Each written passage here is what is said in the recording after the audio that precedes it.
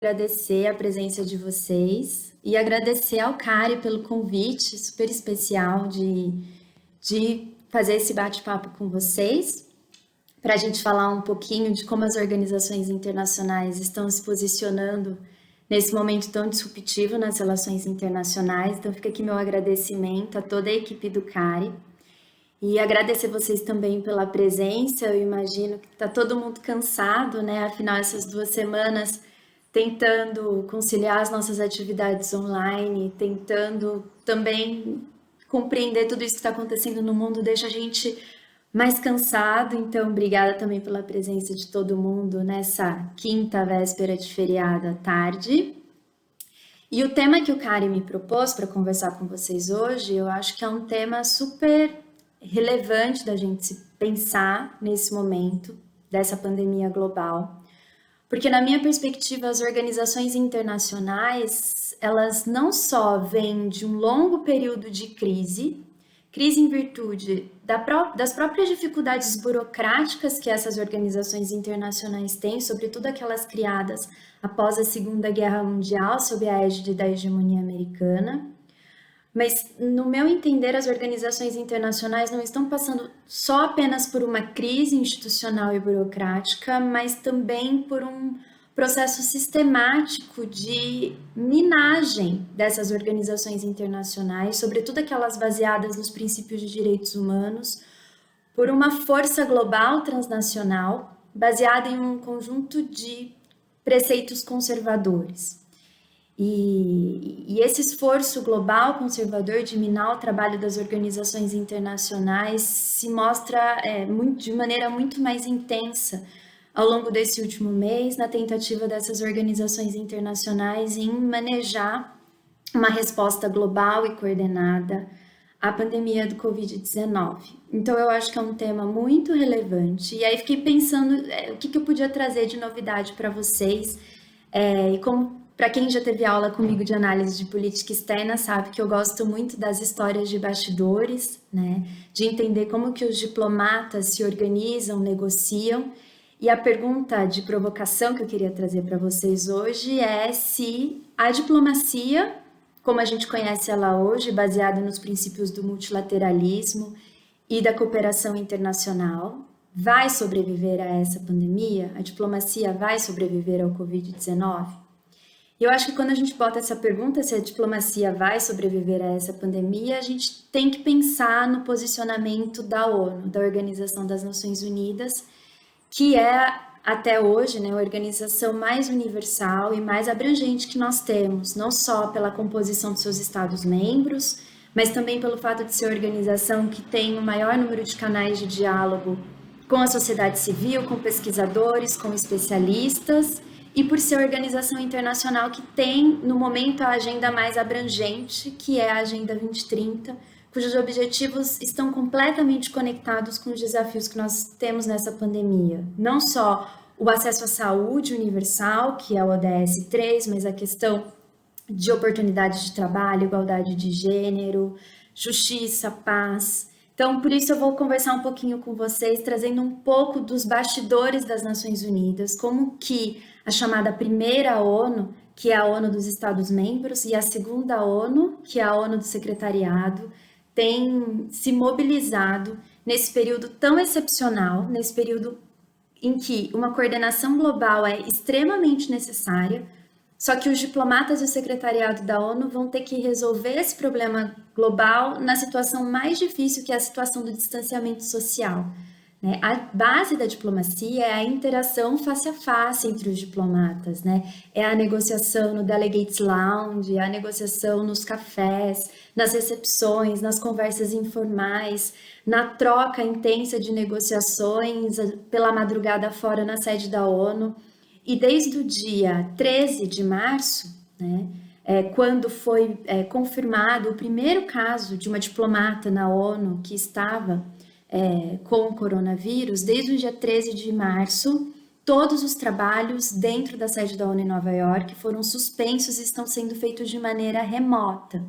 Né? Então, no dia 12 de março, foi confirmado que uma diplomata das Filipinas, que trabalhava na sexta comissão, tinha dado positivo para o coronavírus. Ela tinha interagido com várias pessoas na semana anterior, e por conta disso, então, o secretário-geral da ONU, Antônio Guterres, decidiu suspender todas as atividades presenciais na sede da ONU em Nova York, e a sede da ONU lá está trabalhando praticamente de maneira remota.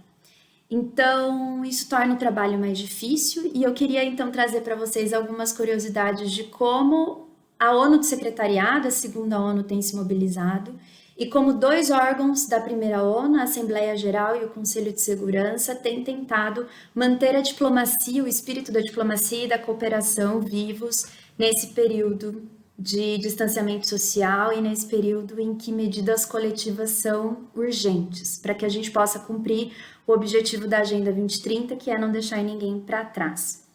Então, eu queria falar primeiro das reações do secretariado sob a liderança do secretário-geral, Antônio Guterres, que foi quem primeiro tomou uma iniciativa, uma resposta da ONU para a pandemia, né? O Antônio Guterres é o primeiro secretário-geral da ONU a fazer briefings online, né? Para dar conta da pandemia, ele fez o primeiro briefing online do secretário-geral na história da ONU, que foi dia 23 de março. E no dia 23 de março, Guterres virtualmente apresentou a resposta global do secretariado para a pandemia. E essa resposta estava baseada em dois pilares. O primeiro deles, o Antônio Guterres clamou todas as partes em conflito no mundo inteiro para fazer um cessar-fogo por tempo indeterminado, com o objetivo não só de conter o avanço da doença, mas também com o objetivo de manter os corredores de assistência humanitária abertos e desimpedidos, uma vez que agora a assistência humanitária vai ser ainda mais importante, né? Embora os diplomatas e os funcionários da ONU, da sede de Nova York e da sede de Genebra, estejam trabalhando remotamente, todos os funcionários da ONU que estão no terreno, ou seja, aqueles que fazem parte das missões de paz, da assistência no terreno aos refugiados, aos deslocados internos, os funcionários da ONU que trabalham em campo estão trabalhando normalmente, porque, sem dúvidas, agora essa assistência humanitária da ONU é muito mais necessária, né? Então, por isso, a resposta do secretário-geral foi, em primeiro lugar, clamar todas as partes em conflito para que fizessem um cessar-fogo. E, surpreendentemente, isso foi cumprido por várias partes no conflito, como foi o caso, por exemplo, do Iêmen, das Filipinas, de Camarões, da Síria. A Líbia continua em conflito, eles não aderiram ao cessar-fogo e já foram confirmados casos de Covid-19 na Líbia. E manter o acesso humanitário desimpedido na Líbia é uma das prioridades do secretário-geral.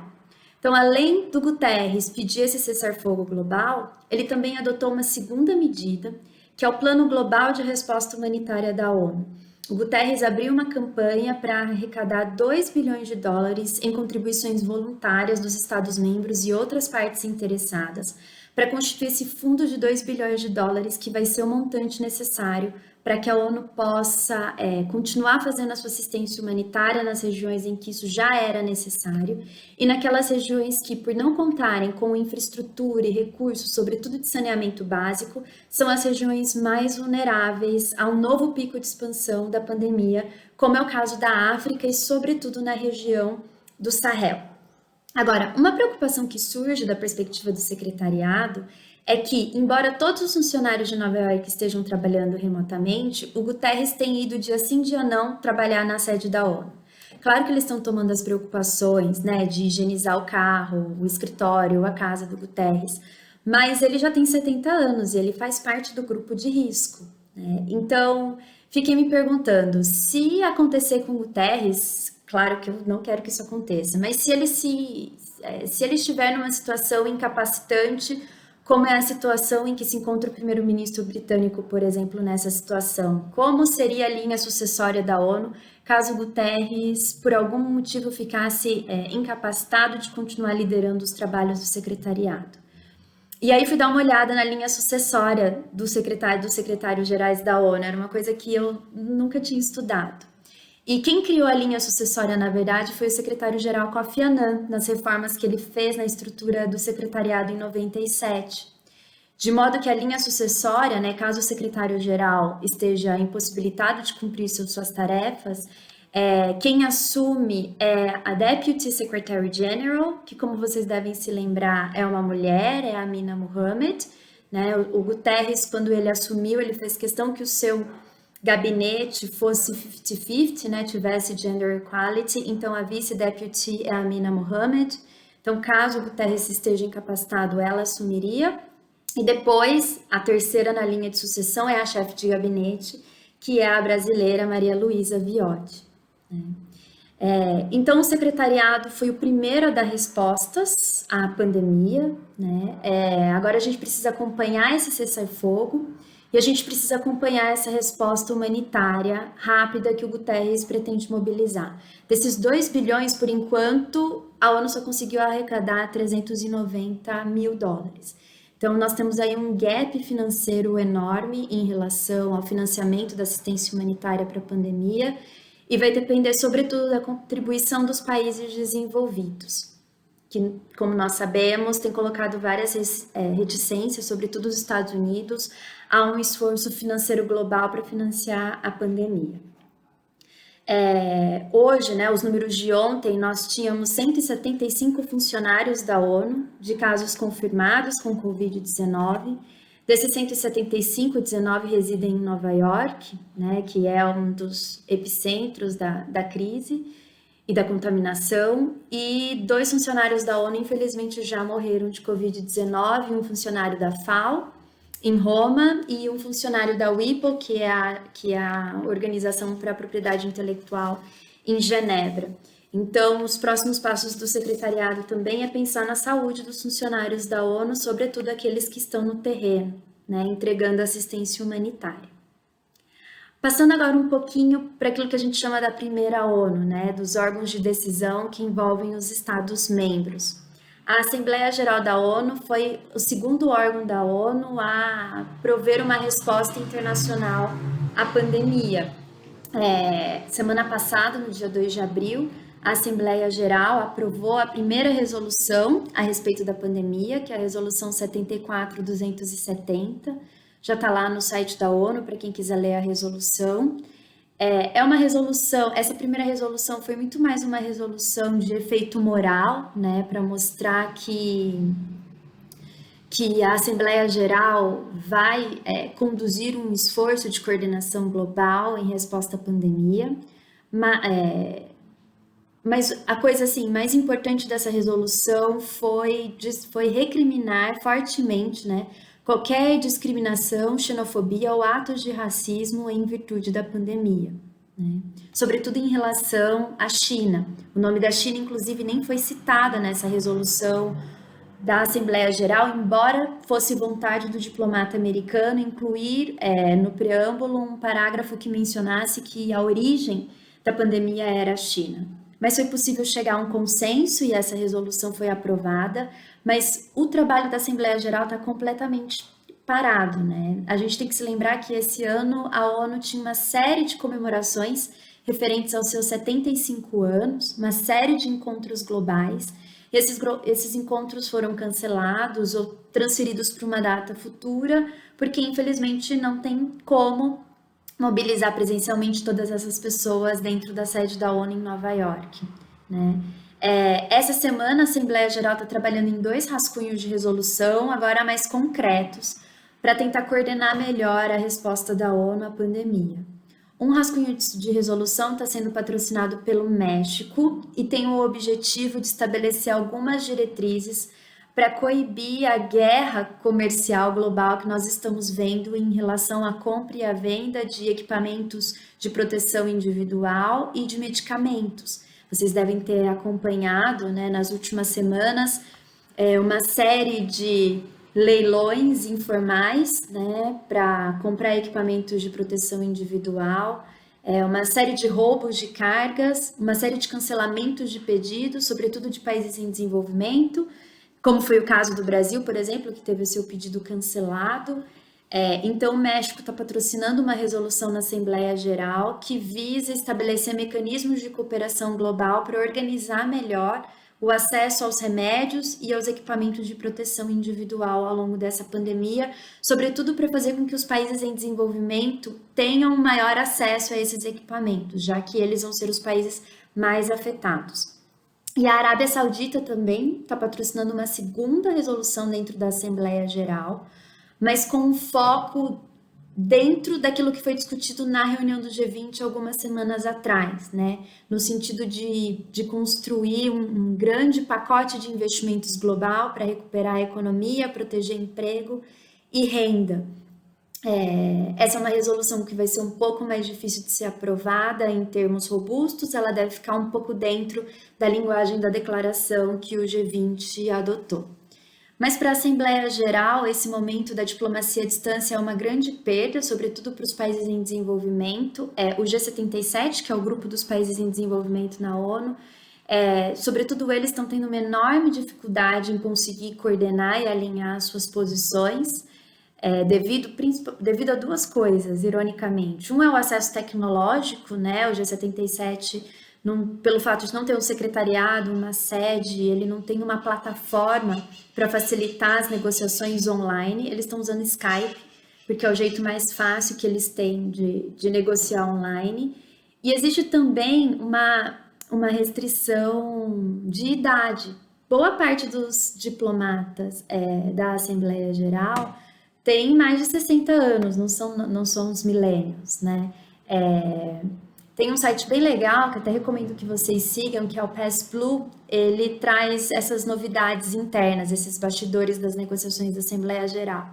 E eles fizeram uma entrevista com 4 diplomatas acima de 60 anos, que trabalham na Assembleia Geral, e todos eles relataram que, além dessa dificuldade do trabalho remoto, é difícil você negociar pelas plataformas digitais, né? E eu acho que, da perspectiva da Assembleia Geral, 2 temas vão ter grandes perdas, né? Um é o tema da discussão da UNCLOS, que tinha a ver com a questão do direito do mar, a biodiversidade, as mudanças climáticas.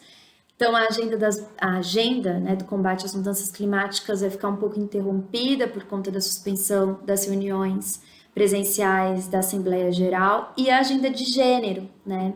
Esse ano também era um grande ano de comemoração de 25 anos da plataforma de Pequim, que até hoje é uma das plataformas mais ambiciosas em busca da igualdade de gênero dentro da ONU. E nós teríamos 2 eventos dentro do Fórum Geração e Igualdade, que ocorreriam no México e em Paris, e que seriam fóruns que tinham como objetivo levar grupos locais, sobretudo grupos mais pobres e vulneráveis, para fazer parte do diálogo da ONU na construção da agenda de gênero. E essas reuniões foram suspensas. Semana passada, a ONU Mulheres já anunciou que eles vão transferir todas essas negociações para o ano que vem, e considerando essa guinada conservadora, sobretudo em relação ao repúdio a qualquer menção aos direitos sexuais e reprodutivos, a agenda de gênero da ONU certamente vai sofrer muito por conta dessa interrupção nas negociações. E agora eu quero passar, nesses últimos minutos que eu tenho, para falar, obviamente, do órgão mais polêmico da ONU, que é o Conselho de Segurança, né?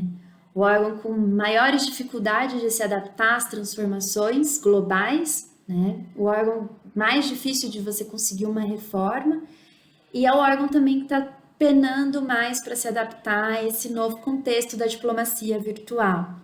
Em 9 de março, antes de todas as atividades na sede da ONU em Nova York terem sido suspensas, o secretariado já tinha organizado uma simulação, teste de uma reunião do Conselho de Segurança virtual. A reunião deu certo, né? O mecanismo virtual deu certo, e nas regras provisórias do Conselho de Segurança não tem nenhum impeditivo para que as reuniões do Conselho aconteçam de maneira virtual, né? Mas inicialmente, nessa semana do 9 de março, sobretudo a Rússia se recusou a conduzir virtualmente as reuniões do Conselho de Segurança. Inclusive, um diplomata russo chegou a dizer que o local mais seguro do mundo hoje era a sala do Conselho de Segurança, que seria um lugar impossível de pegar o coronavírus. Então, na semana, né, de 9 de março até o dia 24 de março, todas as reuniões do Conselho de Segurança tinham sido suspensas.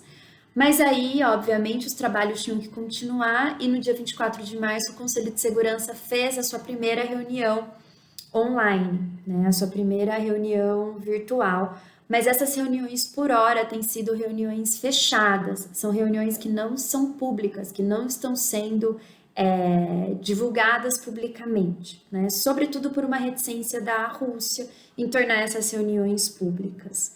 Qual que é a maior preocupação em relação ao Conselho de Segurança em tornar suas reuniões virtuais? A primeira delas já é um problema antigo do Conselho de Segurança, que é a falta de inclusão, né? Uma vez que os encontros sejam feitos online, isso certamente vai resultar em um maior isolamento dos rotativos do Conselho, né? Prejudicando ainda mais o diálogo democrático dentro do Conselho de Segurança e tornando o Conselho de Segurança ainda mais a cúpula dos 5 membros permanentes. E também existe uma preocupação com a transparência, né? Uma vez que o Conselho de Segurança é um dos órgãos menos transparentes da ONU, onde você tem essa transparência são em algumas reuniões públicas e nos chamados stakeouts, que são sessões de interação direta e bem cândida entre os membros do Conselho e a imprensa. Então, existe essa preocupação em relação ao modo como o Conselho de Segurança vai conduzir o seu trabalho nesse período de excepcionalidade.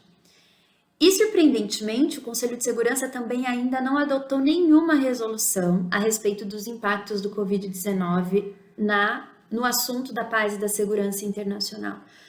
Espanta em primeiro lugar porque quando houve a crise do Ebola em 2014, o Conselho de Segurança emitiu uma resolução bastante robusta, a resolução 2177, em que o Conselho de Segurança reconhecia a crise do Ebola como uma ameaça à paz e à segurança internacional e estabeleceu nessa resolução 2 elementos muito importantes e que fariam todo sentido nesse momento agora. Em primeiro lugar, nessa resolução de 2014, o Conselho de Segurança reafirmou a legitimidade da Organização Mundial da Saúde em coordenar os esforços globais no combate à pandemia e, sobretudo, no momento atual, né, que nós temos de um debate científico sobre qual é a melhor forma de se proteger e combater a pandemia, uma resolução do Conselho de Segurança que reafirmasse o papel da OMS teria um peso de legitimidade muito importante. E na resolução também de 2014, na crise do Ebola, o Conselho de Segurança colocou nessa resolução um parágrafo operativo em que ele iria organizar os esforços de assistência para que a entrega da assistência humanitária pudesse ser coordenada. Também uma outra coisa que seria fundamental de ser feito agora, sobretudo na África. Mas o Conselho de Segurança está travado. Até agora ele não emitiu nenhuma resolução a respeito do assunto. Semana passada, os 10 membros rotativos, eles começaram a escrever por si próprios um rascunho de resolução, mas esse rascunho de resolução eles ainda não encaminharam para os membros permanentes. E hoje, agora à tarde, estava lá na agenda do Conselho de Segurança que eles iam fazer a primeira reunião virtual fechada para tratar da pandemia. E aí as informações de bastidores é que a França estava de penholder dessa possível resolução, mas que era muito provável que ela não passasse porque a embaixadora americana no Conselho de Segurança, a Kelly Craft, ela quer que tenha uma menção na resolução do Conselho de Segurança que a China foi a responsável pela pandemia e, obviamente, a China vai vetar qualquer menção a ela numa resolução do Conselho de Segurança. Então, vamos acompanhar amanhã para ver se os jornalistas conseguem alguma fofoca, algum scoop dessa reunião fechada que o Conselho de Segurança está fazendo agora à tarde. E, por fim, o que eu queria, para encerrar, já que eu já falei aí uns 30 minutinhos para pegar algumas perguntas de vocês, eu acho que essa pandemia é um momento disruptivo para a humanidade, para as relações internacionais como um todo, repetindo o que a Angela Merkel disse em seu discurso na TV Nacional há 2 semanas, essa é uma situação que não tem precedentes e de um impacto semelhante ao impacto da Segunda Guerra Mundial, que foi o momento em que a ONU foi criada. E em 2015 a ONU aprovou essa agenda, que tem limitações, mas é uma agenda ambiciosa, que é a Agenda 2030, que tem essa promessa, e eu acho que essa é a mensagem mais importante da Agenda 2030, que é a promessa de não deixar ninguém para trás. E o que a gente tem visto na resposta dessa pandemia é que muitos têm sido deixados para trás, né? Os países menos desenvolvidos têm sido deixados para trás pelos países desenvolvidos. Em todo o mundo, os trabalhadores informais, os trabalhadores precários têm sido deixados para trás. As mulheres têm sido deixadas para trás. A gente está vendo aí um aumento impressionante da violência doméstica nesse período de distanciamento social. Os povos originários têm sido deixados para trás e eles certamente são mais suscetíveis à doença, né? As crianças têm sido deixadas para trás, sobretudo as crianças refugiadas, que não têm uma perspectiva de futuro. Então, eu acho que a pandemia ressalta o principal problema que nós temos na governança global de hoje, que são as gigantescas desigualdades internacionais que nós temos. E se todos, né, estiverem juntos no compromisso global de cumprir a Agenda 2030, eu acho que a principal prioridade para a gente construir o futuro que queremos, né, que foi o mote das negociações para a Agenda 2030, é justamente pensar em mecanismos de redução de desigualdade e efetivamente não deixar ninguém para trás. E para isso a diplomacia vai ser fundamental. Em novos moldes, né, vamos ter que se adaptar talvez à diplomacia virtual, mas a gente vai ter que construir novos vínculos diplomáticos, né? Então, a minha esperança é que a diplomacia sobreviva à pandemia e que a diplomacia seja uma das ferramentas centrais para a resolução da pandemia. É isso, pessoal. Espero que eu tenha trazido algumas informações interessantes para vocês. E aí, agora, se vocês quiserem fazer alguma pergunta, algum comentário aqui pelo chat, eu vou ficar feliz em interagir com vocês. Deixa eu ver. A Tainá me mandou uma pergunta. Tainá pergunta: de que forma podemos associar uma crise sanitária ao Conselho de Segurança? E qual poderia ser a atuação do Conselho perante uma pandemia? Legal, Tainá. Como eu disse para vocês, o Conselho de Segurança já lidou com uma crise sanitária que se desdobrou numa ameaça à paz e à segurança internacional, né? Infelizmente, o episódio da crise do Ebola em 2014 não foi muito discutido internacionalmente, justamente porque ele atingiu países pobres da África e o Ebola não atingiu os interesses centrais das grandes potências e, sobretudo, dos membros permanentes, né? Uma crise sanitária dessas proporções que nós temos, né, ela claramente reforça o nexo pobreza e conflito, né, considerando que as melhores formas de prevenção dependem de acesso à saúde, depende de uma estrutura de saneamento básico, depende de um conjunto de políticas públicas, depende de uma rede de seguridade social, né? Os países que são mais fragilizados, né, e mais suscetíveis ao conflito também serão os países mais suscetíveis ao contágio. Por exemplo, a gente tem discutido muito pouco a África nesse contexto. Nós já temos um número crescente de casos na África. E, efetivamente, quando a curva do contágio começar a ascender em um ritmo acelerado na África, nós vamos ver consequências desastrosas e consequências que, sem dúvidas, poderão se desdobrar em conflitos armados maiores, como aconteceu no caso do Ebola em 2014. Né? Então, nesse sentido, uma resposta do Conselho de Segurança seria importante, e pensando em países que já estão em conflito, como é o caso da Síria, por exemplo, e que já tem casos confirmados. Embora o contágio em campos de refugiados ainda seja pequeno, né, os campos de refugiados têm uma estrutura que uma vez que você tem um foco local de contágio, o espalhamento vai ser muito rápido, né, porque os campos de refugiados são bastante precários. Então, nesse sentido, uma mobilização do Conselho de Segurança seria importante, sobretudo reforçando o cessar-fogo que o Guterres pediu em 23 de março. Né? Então, por isso que essa inação do Conselho de Segurança deixa uma lacuna importante nesse momento. Deixa eu ver a pergunta da Maria Clara.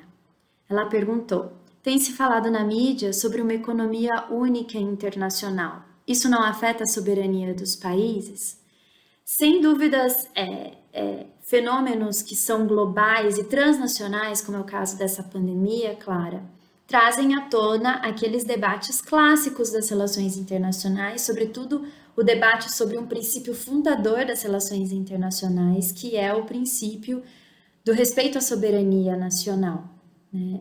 Nós estamos vivendo em um momento peculiar, porque ao mesmo tempo em que nós temos uma rede bastante integrada e fronteiras muito permeáveis, nós estamos vendo o retorno de uma série de movimentos nacionalistas baseados numa justificativa de soberania absoluta, né, no sentido da soberania nacional como um princípio acima de outros, como é o caso da defesa aos direitos humanos, aos direitos básicos da pessoa humana.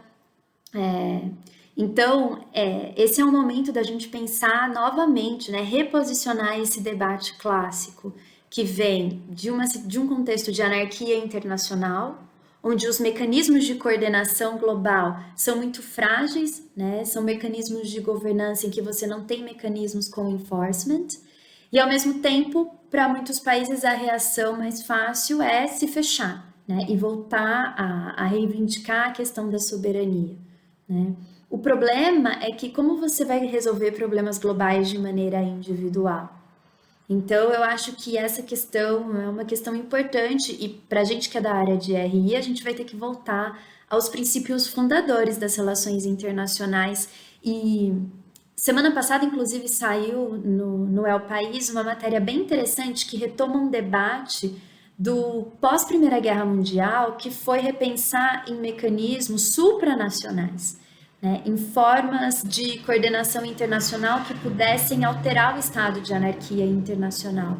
Então, agora a gente talvez seja interessante a gente olhar para esses debates dos anos 20, em que eles estavam pensando em arranjos supranacionais, arranjos de coordenação que, de certa forma, tiram a ideia de soberania dos estados como a ideia principal e pensam em arranjos supranacionais.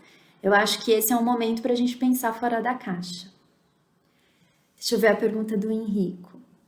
Há alguma preocupação do Conselho de Segurança em relação à segurança das reuniões virtuais, com possíveis invasores, hackers? Sem dúvidas, Henrico. Essa é uma das principais preocupações em relação aos encontros do Conselho de Segurança pelas reuniões virtuais, né?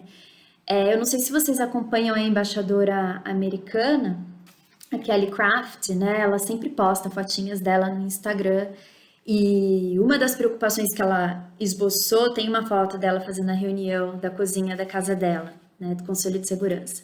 Uma das preocupações que ela colocou era justamente um hacker invadir a reunião do Conselho de Segurança e simular a voz dela e fazer com que ela estivesse falando uma coisa que ela não queria falar.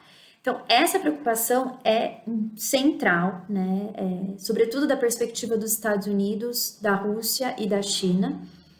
Desde o ano passado, na verdade, uma recomendação do secretário-geral Antônio Guterres era fazer com que os diplomatas e os funcionários da ONU deixassem de usar o WhatsApp pelos problemas na criptografia e na segurança do WhatsApp. Mas a ONU também, agora que ela está fazendo os seus primeiros mecanismos, né, e tentar se proteger contra isso. Então, sem dúvidas, eu acho que agora também as discussões sobre cyberterrorismo, o impacto do cyberterrorismo na diplomacia vão ser muito importantes. E uma outra preocupação também dentro desse tema, Henrico, que eu acho que é legal a gente estudar, é pensar nos mecanismos de vigilância que os governos e as empresas podem colocar sobre as pessoas nesse período. É um período em que está todo mundo online, todo mundo conectado, todo mundo discutindo tudo online, fazendo todas as suas coisas online.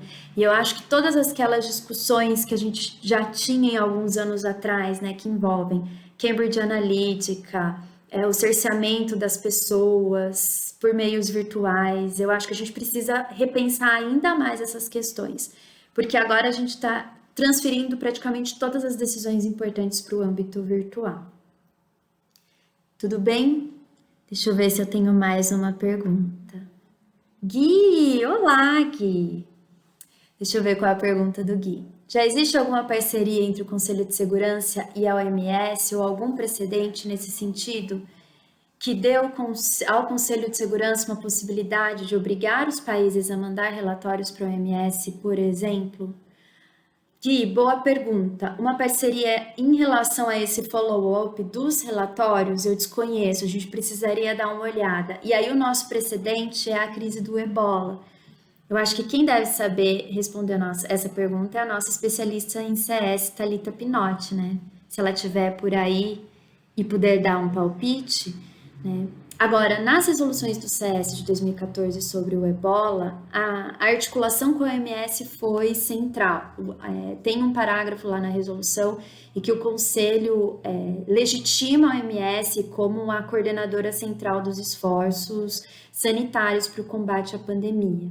Agora, essa questão dos relatórios seria bem interessante, sobretudo nesse momento de negacionismo de alguns governos que nós estamos vivendo. Mas aí a gente teria que pesquisar. Gostei da sua pergunta, eu vou dar uma olhada e aí retorno depois. Lia Fonseca. Ai, a Marília! Faz tanto tempo que eu não te vejo, espero que esteja tudo bem com você. Qual está sendo a relação da OMC em relação aos casos de pirataria moderna?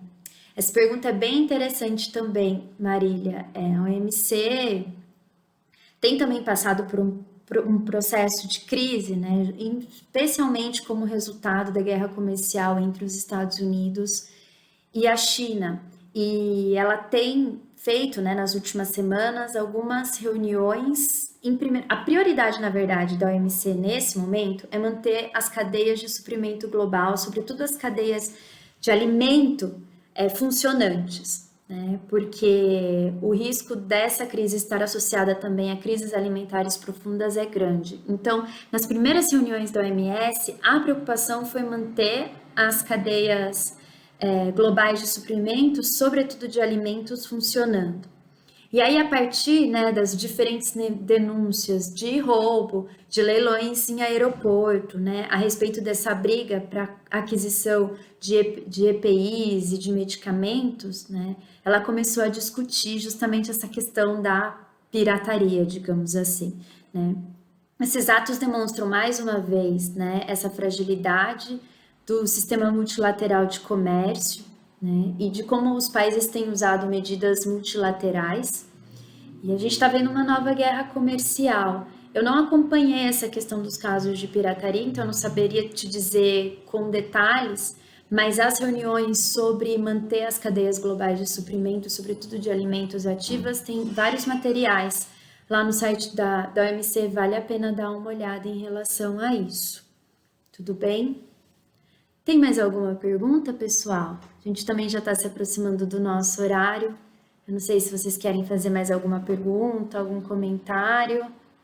Não sei, espero que tenha sido interessante para vocês a discussão, né? Seguimos aí com as nossas reflexões sobre as mudanças na diplomacia. E nós, como estudantes de RI, eu acho que a gente tem uma nova agenda pela frente, né? Tem aí os alunos do terceiro ano que agora vão pensar em temas de monografia, tem os alunos que estão começando a fazer os trabalhos. Eu acho que é um período ótimo para se estudar relações internacionais. Vai ser uma geração que tem essa responsabilidade de pensar novas soluções. Então, eu espero que a gente continue no diálogo. Então, acho que a gente não tem mais nenhuma pergunta. Queria agradecer a presença de todo mundo. Muito bom ver, mesmo que pelas fotinhas, a carinha de todos. Espero que vocês estejam bem em casa, se cuidando, estudando também. E continuamos nos falando, pessoal, tá bom? Tô aqui também torcendo para que a gente volte a se ver presencialmente. Tá bom? Então, um beijão para todo mundo. Obrigada, Kari, pela oportunidade. Vocês são demais. E nos vemos. Obrigada, pessoal.